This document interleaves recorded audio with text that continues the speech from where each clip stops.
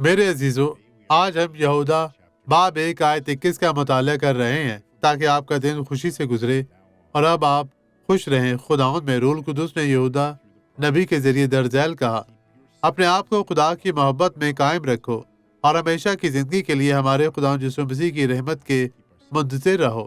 لہٰذا آپ کو اس کی رحمت کا انتظار کرنا چاہیے، کیونکہ یہ آپ کو خدا کی محبت سے بھٹکنے سے روک دے گا۔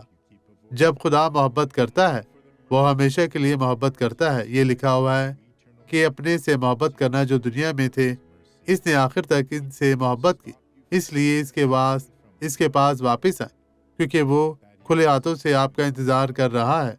میرے بھائیو، خدا کی پاک حضوری میں رہتے آپ اپنی برکت پا سکتے ہیں اور خدا کا فضل ہمیشہ آپ کی زندگی میں کام کرتا رہے گا۔ خداوند یسوع ناصری آپ سب کو بہت برکت دے۔ آئیں اب دعا کرے۔ باپ، میں ان تمام لوگوں کے لیے دعا گو ہوں جو تیری مدد کے محتاج ہے۔ خداوند تو ان تمام لوگوں کو چھو پاک صاف اور مسح کر اور ہر طرح کی بدی، کمزوری، بیماری، مشکل، پریشانی سے انہیں نجات دے۔ میرے ناصری ان پر رحم اور فضل کر اور انہیں چھو پاک صاف اور مسح کر۔ خداوند تیرا شکر، تیری تعریف ہو۔